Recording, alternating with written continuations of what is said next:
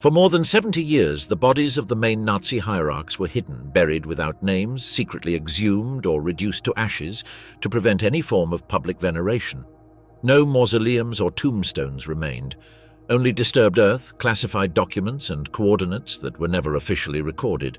Some graves were located by accident, others desecrated by clandestine collectors. In certain cases, the remains were identified by forensic analysis decades later. And in the most extreme cases, complete disappearance was chosen, dispersion in rivers, multiple cremation or burials in Jewish cemeteries to erase any symbolic trace. What was inside those sealed graves after the war? Why did governments choose to hide them instead of displaying them as evidence? And what secrets did the hidden graves of Nazi leaders really reveal? Heinrich Himmler, the ghost of Lüneburg Forest. Heinrich Himmler died as he had lived, in the shadows, surrounded by secrets and leaving behind an enigma that would endure for generations. The architect of the concentration camp system and supreme chief of the SS ended his days in a British cell in Lüneburg, but his post-mortem story was just beginning. The capture had been almost accidental. Disguised as a police non-commissioned officer under the name Heinrich Himmler, Himmler was trying to disappear among the millions of refugees wandering through destroyed Germany. On May 21, 1945, a routine British patrol detained him near Bremerwörde. His false documents were convincing, but something in his behavior aroused suspicion. During the initial interrogation, Himmler maintained his false identity. However, when he was transferred to the Lüneburg barracks for a more detailed examination, the pressure became unbearable. Recognition was inevitable. On May 22nd, he confessed his true identity to his British captors, who could not believe they had in their hands the second most powerful man of the Nazi regime. The medical protocol was strict for high-value prisoners. During the physical examination, Dr. Wells detected something strange between Himmler's molars. When attempting to extract the object, the prisoner reacted violently, bit the doctor's hand and crushed a cyanide capsule hidden in his denture. The sound of glass breaking resonated in the small cell like the last echo of the Reich that was fading away. Death was instantaneous. Resuscitation attempts proved futile. In a matter of minutes, the man who had orchestrated the murder of millions of people had escaped his earthly trial. British frustration was palpable. They had had the most wanted war criminal in their hands and had lost him due to medical carelessness. Post-mortem procedures revealed British meticulousness in documenting the event. Exhaustive photographs were taken, plaster death masks were created, and a complete autopsy was performed. The brain was extracted for later studies, following the belief that science could unravel the mental mechanisms of evil. Every detail was recorded: the robust complexion, the recently shaved head, the characteristic glasses, and a slight nasal deviation that matched intelligence descriptions. Dental identification proved definitive. SS dental records were meticulously compared with the corpse's denture. The matches were absolute. Specific fillings, a distinctive gold crown, and a unique molar configuration that eliminated any possibility of error. The British had scientific confirmation that Heinrich Himmler had died under their custody, but handling the body posed a strategic dilemma. Any marked grave would inevitably become a pilgrimage site for Nazi sympathizers. The Reich had collapsed, but its adherents remained active in clandestinity. An identifiable burial of Himmler could transform into an ideological altar with unpredictable political implications. The solution was radical: anonymous burial in a secret location. In the early morning of May 26th, a small British detachment transported the body wrapped in military tarps toward the Lüneburger Heide, a vast swampy forest south of the city. The chosen location lacked accessible roads and was covered by dense vegetation that would hinder future localizations. The burial was carried out without ceremony or record of precise coordinates. The body was deposited in a simple grave without coffin or markers. The soldiers received explicit orders: leave no visible signs, take no photographs of the site, and maintain absolute silence about the operation. The objective was for Himmler to disappear not only from life but also from geography. For decades, the Lüneburg forest kept its secret. However, rumors persisted. In the 50s, stories began to circulate about a second exhumation carried out by the British themselves. Internal documents from the Military Intelligence Service mentioned a medical re-evaluation and field activity in Lüneburg that suggested subsequent operations. The most controversial hypothesis pointed toward a late cremation in abandoned concentration camp facilities. Encrypted communications between the British Home Office and intelligence services referred to the final neutralization of remains linked to Nazi figures. Bergen-Belsen, liberated weeks earlier by British troops, had functional crematoriums and was geographically close to Lüneburg. This theory suggested macabre poetic justice. The architect of the extermination system would have ended up reduced to ashes in the same ovens where his victims died. However, no official document confirmed this version. Speculation was fed by fragmentary testimonies and oblique references in partially declassified files. British archives related to Himmler remain mostly sealed. In the National Archives at Kew Gardens, there are multiple files labelled with access restrictions that will not be lifted until the middle of the 21st century. The most sensitive documents include high-level correspondence between ministries, detailed intelligence reports, and, presumably, the exact coordinates of the original burial. Authorized researchers who have partially accessed these archives confirm the existence of sophisticated coordination between multiple British agencies. The handling of Himmler's body was not an improvised decision, but a planned operation that involved long-term national security considerations. Today, more than 70 years later, Heinrich Himmler remains as the ghost of Lüneburg Forest.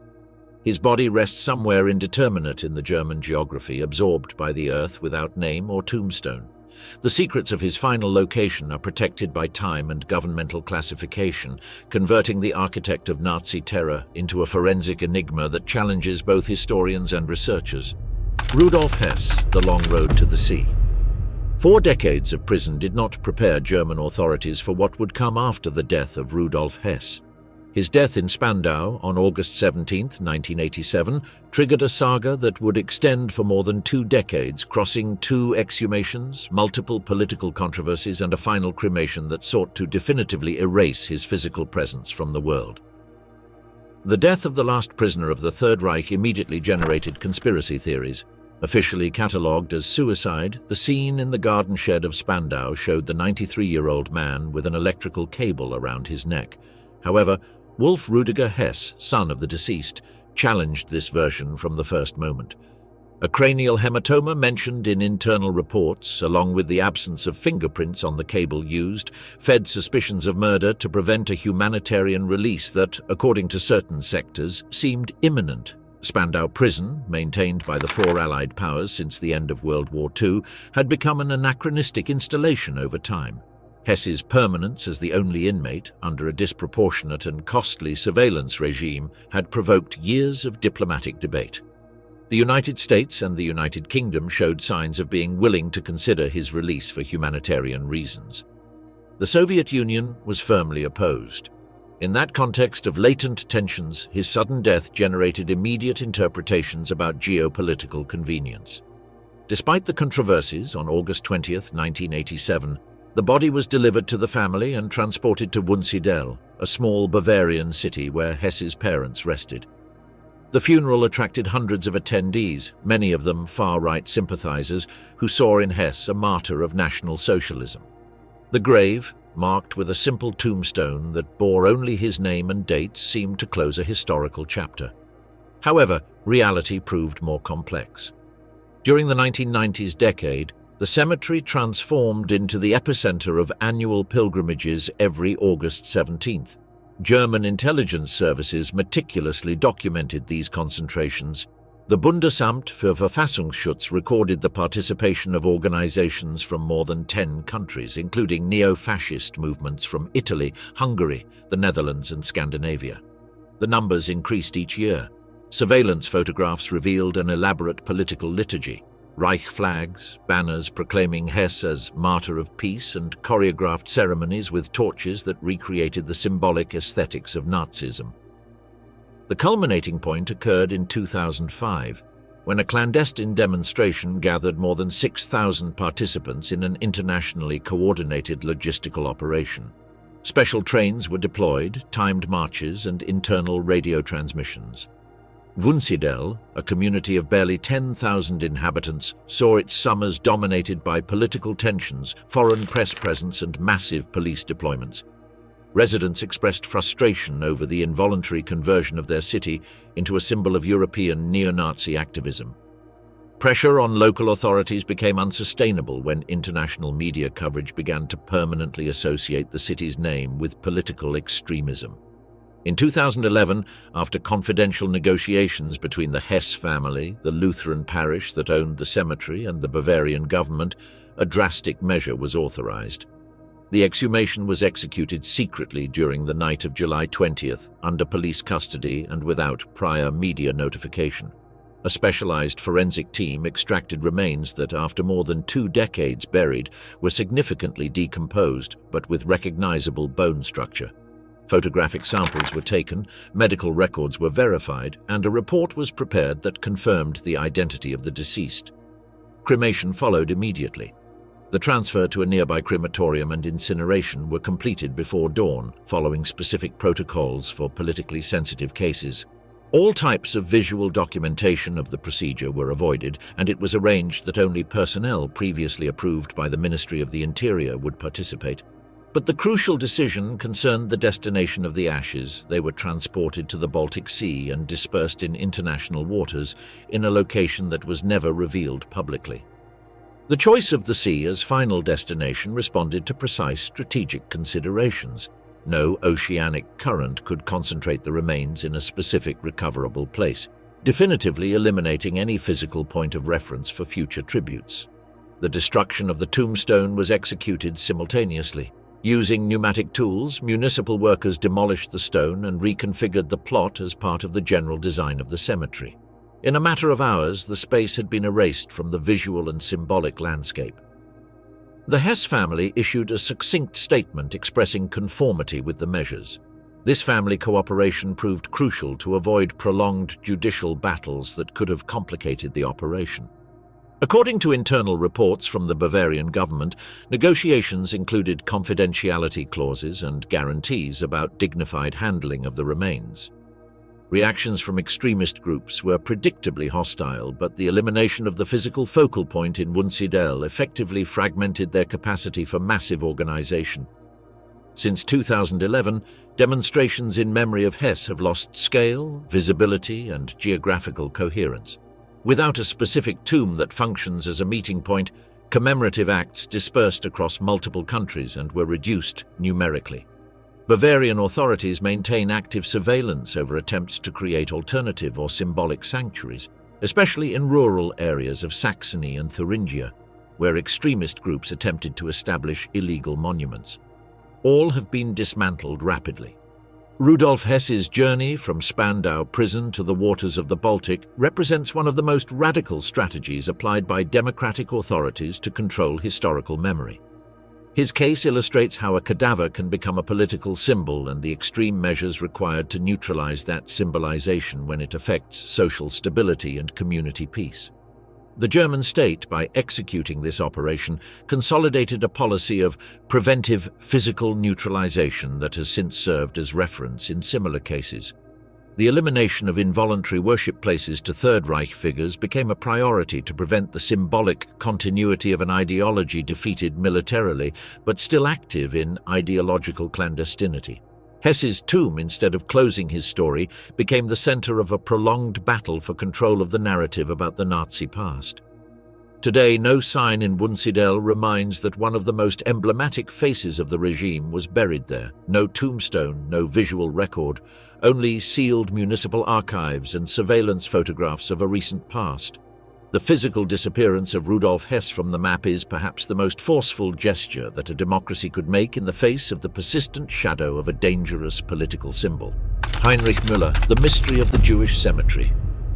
The search for Gestapo chief Heinrich Himmler became one of the most persistent forensic enigmas of the post-war period, culminating with the discovery that his remains could have always been in the most ironic place possible, a Jewish cemetery in the heart of Berlin. This revelation transformed decades of speculation about international escapes into a story of macabre historical irony. Müller had disappeared during the final chaos of the Third Reich. His last confirmed appearance occurred on April 30th, 1945 in the Führer bunker, the same day as Hitler's suicide. Witnesses present remembered his declarations about preferring death before Soviet capture. From that moment, his trail vanished completely, transforming him into a spectral figure that fed theories of escape to South America, covered up suicide, or even secret collaboration with Western intelligence services during the first years of the Cold War. Unlike other Nazi hierarchs, whose fate was quickly documented and resolved through captures, trials, or forensic findings, Heinrich Himmler became a speculative presence that generated hundreds of false sighting reports. For decades, the CIA, Mossad, and European services devoted entire teams to following fragmentary leads in Argentina, Chile, Paraguay, and even the Middle East. Contradictory testimonies were compiled, blurry photographs were crossed, and customs reports were analyzed without ever producing verifiable physical evidence. None of these operations resulted in conclusive findings. The first official record of his death appeared, ironically, a few months after the end of the war. In the civil archives of the Mitte district in Berlin, there was a death certificate that affirmed that Heinrich Himmler had been found dead in the vicinity of the Reich Aviation Ministry, still dressed in SS general uniform and carrying valid identification documents. However, this early documentation was not accompanied by any rigorous forensic procedure. There was no autopsy, photographs, or fingerprints taken. He was registered as one more cadaver among the thousands that appeared daily in the destroyed city. Berlin, in 1945, was a scenario of humanitarian collapse. Among the debris of bombed buildings, stations, and bunkers, thousands of unidentified bodies accumulated daily. Müller's death record was processed without special attention. His supposed body was transferred to a mass burial zone and buried in the Lilienthalstrasse cemetery along with other unidentified victims. This official version remained unquestioned until 1963, when international pressures, mainly from the Israeli government and the World Jewish Congress, forced a forensic verification. The exhumation of the tomb designated as belonging to Müller produced disconcerting results. The coffin contained remains of 3 different individuals, none compatible with the known physical characteristics of the Nazi hierarch. The tomb was evidently false. It not only did not contain the suspect, but also did not correspond to any previously validated identification. The finding revived speculations about escape and survival. If Müller was not buried where official records indicated, the possibilities that he had escaped acquired renewed credibility. International intelligence agencies intensified searches that extended for at least 2 more decades, with field operations in Latin America, contacts with Nazi exiles, and tracking of presumed protection networks. None of these new lines of investigation produced verifiable results. The resolution of the enigma began to take shape in 2013 thanks to the work of historian Johannes Tuchel, director of the German Resistance Memorial. His systematic investigation in civil archives and Berlin death records revealed documentation that had remained unnoticed for decades. One of those documents described the burial in the summer of 1945 of an unidentified SS general in the old Jewish cemetery of Große Hamburger Straße in the heart of the Mitte neighborhood. The Jewish cemetery had been officially closed by the Nazi regime in 1943, but was reused as a burial site during the last weeks of the conflict, when traditional cemeteries were overwhelmed. According to emergency records of the Berlin City Hall, more than 2,400 cadavers were deposited in common graves within the perimeter of the old Holy Ground, including the body of a high-ranking officer with SS documentation. Tuchel also accessed the original testimony of Walter Lüders, funeral worker in charge of the cemetery in 1945. In an interview conducted in the 70s, Lüders had specifically mentioned the burial of an officer with SS insignia, high boots, visible decorations, and an identity document kept in the jacket. These details coincided exactly with the circumstances of the finding documented after the war, but had never been correlated with Müller's disappearance. The documentation had been filed without further analysis because the cemetery was in disuse and considered a sensitive zone during the communist period. The revelation generated contrasting reactions. The German Resistance Memorial supported the investigation as the most solid resolution available to date. In contrast, the German Jewish community expressed indignation. The Central Council of Jews in Germany declared that Müller's presence in the Jewish cemetery was unbearable, although they recognized that the situation in 1945 had been exceptional and that those in charge could not have known precisely whom they were burying. Religious authorities confirmed that Jewish law prohibits exhumations of common graves, especially when they involve multiple individuals buried together. This halakhic restriction guarantees that, even if it is reasonably suspected that Müller's remains are there, they would not be removed or forensically analyzed. Religious norms are imposed, in this case, over historical or judicial considerations. The historical irony is evident. The man who had personally coordinated massive deportations of Jews to extermination camps could be resting in the same cemetery profaned by orders from his own office. The space that his organization tried to eradicate from the Jewish map of Berlin would have become involuntarily his final resting place. A place that represents the memory of the victims could, by accident, also harbor the victimizer. However, the lack of direct forensic verification maintains elements of uncertainty. The identification is based on documentary correlations, but has not been backed by physical analysis of remains. The common grave in question contains thousands of decomposed cadavers without possibility of selective excavation, and religious restrictions prevent scientific studies from being carried out. Therefore, the affirmation that Müller is there is, for historical effects, highly probable but not conclusive. Today, the place where Heinrich Müller possibly rests lacks signaling or recognition. The old Jewish cemetery functions as a commemorative space for Holocaust victims.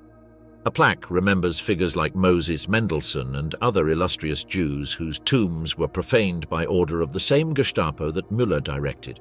No sign, symbol, or indication marks the place where possibly lies one of the most lethal men of the Nazi apparatus. Müller's story represents a limit case in European historical memory, a criminal sought for half a century who most likely never left Berlin. A man whose disappearance fed myths of escape to America and complicity with secret services, when evidence suggests he was hastily buried a few meters from his workplace. His tomb has no name, but his shadow still roams the archives. Joseph Mengele, the forensic laboratory in Brazil. A suburban cemetery in São Paulo transformed into an international laboratory of forensic anthropology when modern science confronted more than 3 decades of concealment, falsified documentation, and systematic evasion. The identification of Joseph Mengele became one of the most complex cases of the 20th century, where each bone fragment told a story that Brazilian authorities took years to decipher. Mengele had died on February 7, 1979, while swimming in the coasts of Bertioga, victim of a sudden heart attack. The death was sudden and not witnessed by authorities. The body was recovered by acquaintances who buried it quickly and under a false name. Since 1945, Mengele had lived under different identities in Argentina, Paraguay, and finally in Brazil, actively eluding Nazi hunters and evading international intelligence operations that for decades placed him in multiple locations without verifiable confirmation. At the time of his death, he was using the documents of Wolfgang Gerhard, an Austrian citizen who had left Brazil years before. The burial in the Embu das Artes cemetery transpired without incident. No Brazilian authority suspected the real identity of the deceased. For 6 years, one of the world's most wanted war criminals rested anonymously in the São Paulo suburbs, while Gerhard's identity remained active in civil records without international alerts. The lead emerged in 1985, with the detention of the Stammer family during an operation against Nazi fugitive support networks. Under interrogation, they revealed that the man buried as Wolfgang Gerhard was actually Josef Mengele. It was the first confirmed physical location of the so-called Angel of Death, directly responsible for lethal medical experiments in Auschwitz and other installations of the Nazi concentration system. The exhumation of June 6, 1985, was executed as an international scientific operation. Brazilian, German authorities and forensic institutions participated with observers from several European and North American countries. The joint team included forensic expert Daniel Romero Munoz from the Legal Medical Institute of São Paulo and Professor Richard Helmer, specialist in cranio-facial identification from the University of Heidelberg. Each step was recorded visually and documentarily to guarantee scientific legitimacy and judicial traceability of the remains. The state of conservation exceeded initial expectations. Although soft tissues had decomposed completely due to ground conditions and elapsed years, the bone structure remained intact. The skull, pelvis, and long bones showed a degree of integrity sufficient to allow detailed analyses. The main pieces were extracted and transferred under custody to specialized laboratories in São Paulo and later to scientific facilities in Germany. The first relevant evidence emerged from analysis of old fractures. The skeleton presented a consolidated lesion in the left pelvis that coincided exactly with a fracture suffered by Mengele during a motorcycle accident in Auschwitz. Medical records from the camp, preserved in Third Reich archives, precisely described the nature of the injury, its anatomical location and estimated recovery time, which allowed direct correlation between bone and document. Additional injuries strengthened the hypothesis. The left femur showed evident signs of chronic osteomyelitis, a degenerative bone infection that had been reported in Mengele's historical medical documents. This pathology left very specific marks on the bone surface and coincided with contemporary descriptions of recurring pains that the Nazi doctor reported to his close associates. Dental analysis provided additional conclusive evidence. The dental remains exhumed presented a series of specific fillings, previous extractions, and a distinctive molar configuration that coincided with dental records filed by the SS. A characteristic gap between the front incisors, visible in several historical photographs, was also present in the skull found, reinforcing visual identification. The most innovative technique applied was computerized cranial superimposition developed by Reinhard Himmler. Using historical photographs of Mengele's face and X-rays of the exhumed skull, the team applied facial morphometry that compared key anatomical proportions such as mandibular angle, nasal cavity shape, and interorbital distance. Results showed total correspondence in multiple craniofacial reference points, supporting with high probability the individual's identity. Despite the accumulation of anatomical and documentary evidence, residual doubts persisted. In 1985, genetic science was still in a primitive stage. There were no accessible or standardized techniques for obtaining genetic profiles from degraded bone remains. Definitive confirmation required DNA tests that were not technologically available at that time. Genetic validation arrived in 1992, when scientific advances allowed the extraction of viable genetic material from deteriorated bones. Samples were taken from the femur and a molar of the skeleton. These were processed in laboratories at the University of Leeds in the United Kingdom and the Institute of Legal Medicine in Bonn, Germany. The comparison was made with the DNA of Mengele's son, Rolf, who agreed to collaborate with the investigation under confidentiality conditions. The result was conclusive, genetic coincidence superior to 99.99%. The joint report was published in Forensic Science International, consolidating the case as one of the first in which forensic genetics resolved a high-profile historical identity. The Mengele case became mandatory methodological reference for international investigations on war criminals, forced disappearances, and retrospective analyses of human remains in judicial processes. The post-identification stage generated additional controversies. The Mengele family, installed in West Germany, never formally claimed the remains. The absence of family interest in recovering the body allowed Brazilian authorities to preserve it under state custody. In 2016, Brazilian federal justice officially authorized the use of the skeleton in university educational programs, considering its unique historical, forensic, and pedagogical value. Since then, Joseph Mengele's remains have been used in forensic anthropology and legal medicine courses at the University of São Paulo. Students and specialists work on craniofacial identification, bone age estimation, pathology analysis, and preservation techniques. This use converts the criminal's skeleton into an educational tool destined to train new generations of forensic professionals.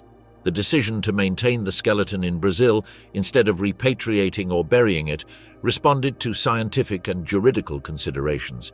Being an exceptional case in the criminal history of the 20th century, the remains represent irreplaceable material for research and teaching in forensic identification. Additionally, its conservation guarantees that the case can be reanalyzed as available techniques evolve. The clandestine burial transformed into a piece of evidence. The anonymous tomb in M&uuml went from being a hideout to becoming the starting point for an unprecedented international scientific operation. Science, in this case, finally reached a fugitive who had eluded for decades the judicial systems of half the world. Josef Mengele's forensic history established new protocols for war criminal identification. It showed how international collaboration between scientific and judicial institutions can resolve historically sensitive cases with precision, objectivity, and rigor. In a century marked by the impunity of many Holocaust perpetrators, the Mengele case demonstrated that although legal justice may fail, science may arrive late, but with certainty. Reinhard Heydrich, The Search for the Lost Treasure. Two attempts at desecration separated by almost 2 decades exposed the existence of sophisticated underground markets where Nazi objects reach astronomical values. Reinhard Heydrich's tomb became the target of clandestine expeditions that revealed international networks of collectors willing to violate sepulchres to obtain Third Reich relics. Heydrich had been buried with state honors on June 9, 1942, after dying from wounds from the Prague attack. His funeral at the new chancellery represented one of the Nazi regime's most elaborate ceremonies, with presence of Hitler, Himmler, and the party elite. The coffin, covered with the Reich flag and escorted by the SS, was transported to the Invalidenfriedhof military cemetery in Berlin. The burial followed strict military protocol. Heydrich was buried in SS Gala uniform, with his decorations and, according to Corps tradition, accompanied by his honor sword. The coffin, built in ebony wood with high-quality metal fittings, was designed to resist decades of underground humidity. Hitler had planned to build a monumental mausoleum that never materialized. Soviet occupation radically changed the tomb's fate. Red Army forces systematically removed all Nazi symbols from the cemetery, including Heydrich's tombstone. By 1950, his tomb had been left completely unmarked, transforming into an anonymous piece of grass that hid one of the Third Reich's most significant burials. The construction of the Berlin Wall in 1961 divided the cemetery, leaving the section where Heydrich rested in East German territory. For decades, the site remained forgotten by the general public, but not by a small circle of specialized historians who preserved precise records of its location. This restricted knowledge would become a crucial factor for subsequent events. The first attempted desecration occurred in the year 2000. Cemetery personnel discovered a partial excavation in the zone where Heydrich's remains rested. The operation had been interrupted before reaching the coffin, possibly by the arrival of night guards. The perpetrators were not identified, but police investigation revealed that they had used professional tools and knew exactly the location. The second attempt in December 2019 was more sophisticated and successful. The intruders excavated during the night of December 12th, effectively reaching the coffin and partially removing its exterior covering. A cemetery employee discovered the desecration the following morning, immediately alerting authorities. Forensic inspection of the violated site revealed significant details. The hole had been excavated with surgical precision, minimizing damage to surrounding grass to avoid early detection. Tools included specialized shovels for archaeological excavation and portable lighting devices that allowed silent nocturnal work. Investigators confirmed that the coffin had been accessed but determined that no human remains had been extracted. This selectivity suggested that perpetrators were seeking specific objects buried with Heydrich, not his bodily remains. Berlin police concluded it was a commissioned theft operation directed at obtaining high-value Nazi artifacts. The probable inventory of funeral contents included extraordinarily valuable elements for clandestine collectors. His SS Gala uniform, with original Obergruppenführer insignia, represented a unique museum piece. Posthumous decorations, including the German Order and the Blood Medal, had been ceremonially deposited on funeral cushions and possibly transferred to the coffin's interior.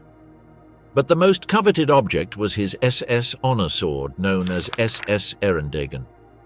These swords, personally awarded by Himmler to select officers, combined historical value with exceptional craftsmanship. The black market had established prices of up to €2 million for documented swords of high regime hierarchs. A particularly intriguing theory suggested that the sword buried with Heydrich was not his own, but Heinrich Himmler's. According to this hypothesis, Himmler would have exchanged his personal sword with Heydrich's as a final gesture of respect and loyalty. This honor exchange tradition was known in SS protocol, although not officially documented in the specific case. Himmler's sword presented distinctive characteristics: white ivory handle instead of standard black, personalized engravings with specific runes, and silver fittings with superior purity. If it had effectively been deposited in Heydrich's tomb, its value for collectors would have reached astronomical figures. None of these swords have been seen since the end of the war. Intelligence analysis of the desecration attempts revealed connections with international antique trafficking networks. These organizations operated through commissioned catalogs where wealthy clients requested specific objects, subsequently financing the necessary operations to obtain them. Heydrich's tomb had apparently entered one of these clandestine catalogs. Police investigation identified links with similar cases in other European countries. Tombs of Nazi officers in Austria, France, and Poland had been violated following similar operational patterns: professional nocturnal excavation, selective search for objects, and absence of disturbance to human remains. This systematization suggested organizations specialized in criminal archaeology. After the 2019 incident, German authorities implemented additional security measures. Underground sensor systems were installed in sensitive areas. Night surveillance cameras covered previously unmonitored sectors, and security patrols increased their round frequency. However, Heydrich's tomb remains without official marking. Authorities have avoided signaling the site for fear it would become a pilgrimage point for Nazi sympathizers, or, alternatively, a more visible target for future desecration attempts. This invisibilization policy maintains Heydrich in a geographical limbo where he exists physically but remains officially absent. The tomb transformed from resting place to commercial target, revealing how history can be literally excavated and commercialized by those who see in the criminal past an opportunity for present profit. Desecration attempts illustrate the persistence of clandestine markets for objects linked to the Third Reich and the extreme measures some collectors are willing to take to obtain them. Adolf Hitler and Eva Braun, From Flames to the Biederitz River.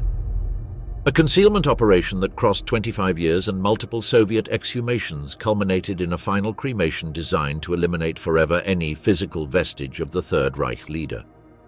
The story of Adolf Hitler and Eva Braun's remains reveals the geopolitical complexity that surrounded even their cadavers during the decades of the Cold War. On April 30th, 1945, after the double suicide in the Führerbunker, Otto Günscher and Heinz Linger executed prior cremation orders in the Chancellery Garden. Approximately 180 liters of gasoline fed the fire, but outdoor conditions prevented complete incineration.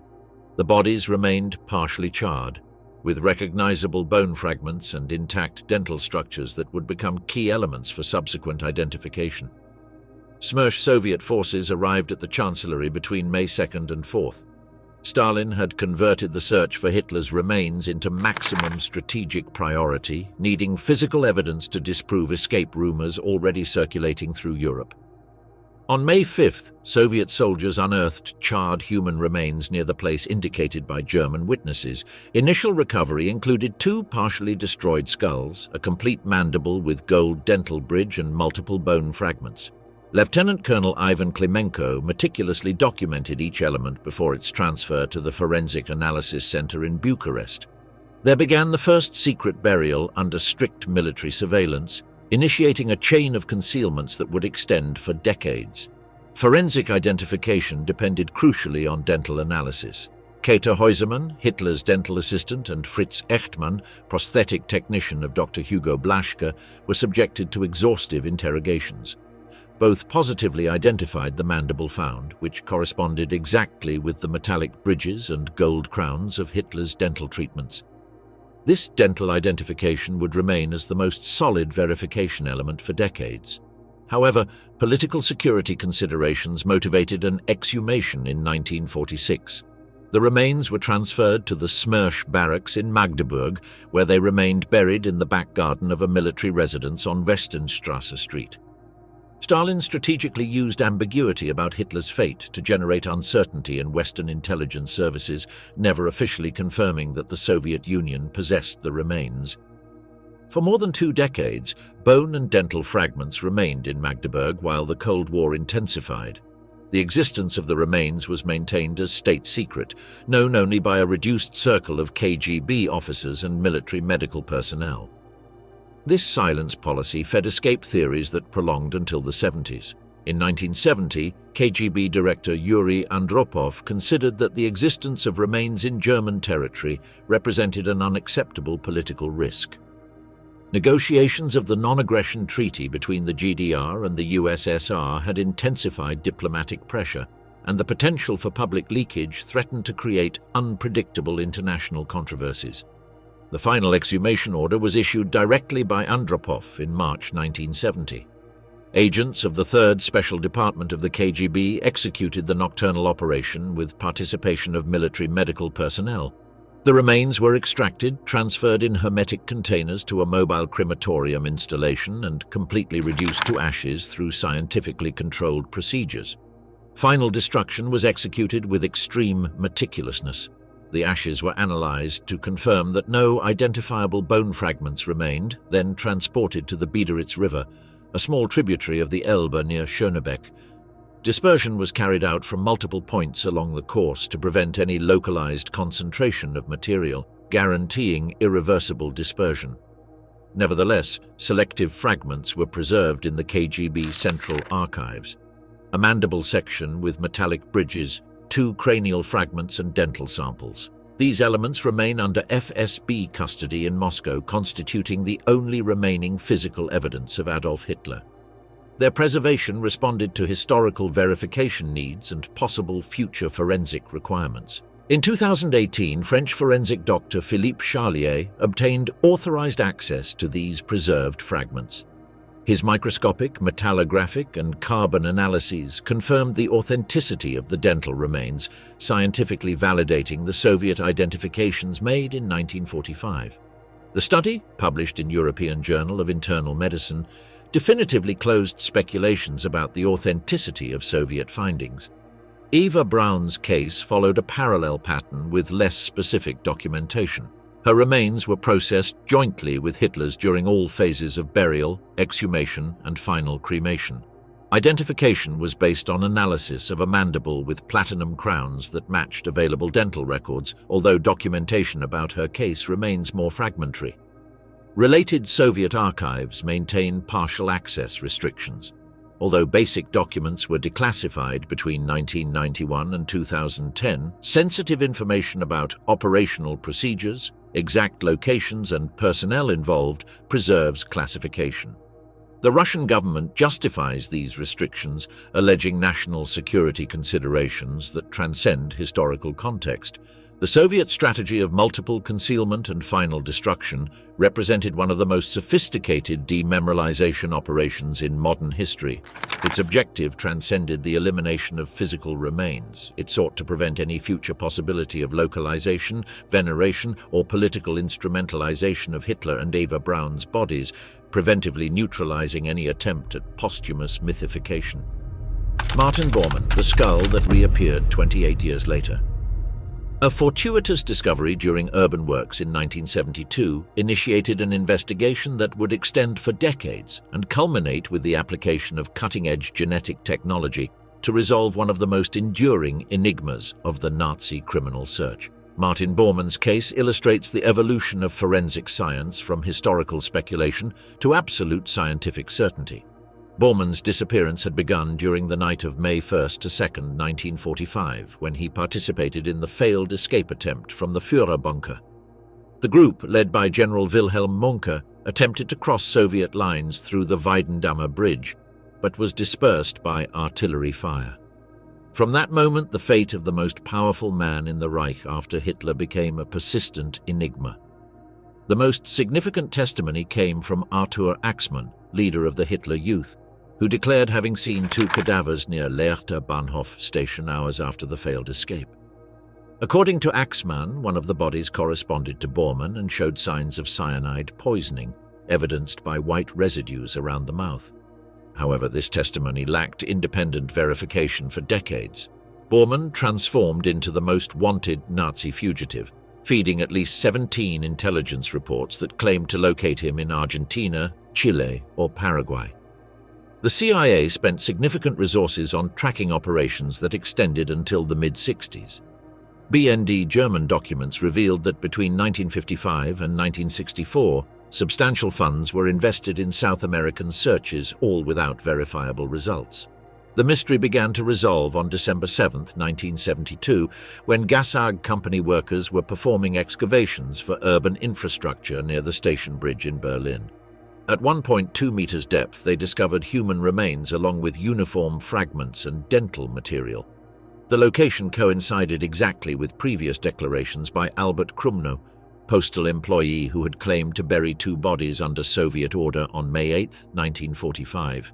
Dr. Wolfgang Eisenmenger from the Berlin Forensic Medicine Institute determined that one of the skeletons corresponded to an adult male between 45 and 55 years old with vertebral osteophytes and dental treatments characteristic of the 1930s decade.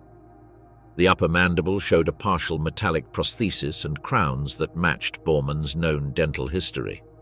A crucial element was the discovery of blue glass fragments embedded in the maxillae, consistent with the explosion of potassium cyanide capsules. This evidence supported Axmann's testimony about poisoning and provided plausible explanation for death during the bunker escape. However, identification based solely on dental and circumstantial analysis did not satisfy modern scientific standards. For almost 3 decades, the remains remained classified as probably belonging to Martin Bormann without definitive confirmation. The lack of advanced genetic technology prevented conclusive identity verification, maintaining the case in forensic limbo that fed continuous speculations about survival and escape. The development of mitochondrial DNA techniques in the 90s opened revolutionary possibilities. In 1998, the Munich Forensic Medicine Institute, collaborating with the Bavarian Criminalistics Department and the University of Munich, applied last-generation genetic methods developed specifically for deteriorated biological material. Samples were extracted from the femur and a well-preserved molar, processed by ancient DNA specialists who had perfected protocols for degraded genetic material. The comparison was made with mitochondrial DNA from a living maternal relative of Bormann, whose identity was protected for legal and family privacy reasons. Results eliminated any doubt, 99.998% coincidence in mitochondrial markers, providing categorical scientific certainty about the skeleton's identity. The forensic report was officially communicated to the German Bundestag and considered the definitive closure of the case from both legal and scientific perspectives. Despite conclusive genetic evidence, theories about deliberate concealment of his death persisted. Former Soviet spy Pavel Sudoplatov claimed in his memoirs that Stalin had decided to keep Bormann alive in public reports to generate uncertainty in Western intelligence services. This disinformation strategy would have fed fruitless searches that diverted resources from more productive investigations. After genetic confirmation, German authorities faced decisions about final handling of the remains. Considering the potential for political instrumentalization and the absence of family claim, cremation and burial in an undisclosed location was chosen. According to acts from the Bavarian Ministry of the Interior, the body was incinerated in 1999 and the ashes buried in a secret site within Munich's perimeter. The Bormann family did not participate publicly in identification or final disposition procedures. This absence of family claim allowed the German state to act according to standard funerary legislation, avoiding legal complications that could have arisen with participation of descendants interested in recovering the remains. The fortuitous discovery of 1972 and scientific confirmation of 1998 definitively closed one of the most enduring enigmas of the Nazi criminal search. The case established important precedents for the application of genetic analysis in historical investigations, with techniques subsequently used in human rights cases and conflict victim identification. Bormann represents the evolution of criminal investigation during the second half of the 20th century, from traditional methods based on testimonies and circumstantial evidence to modern forensic techniques capable of providing categorical identifications. His case marks the transition between the era of historical speculation and the era of scientific certainty in resolving crimes of the past, demonstrating that even the most persistent mysteries can be resolved when technology reaches the necessary sophistication.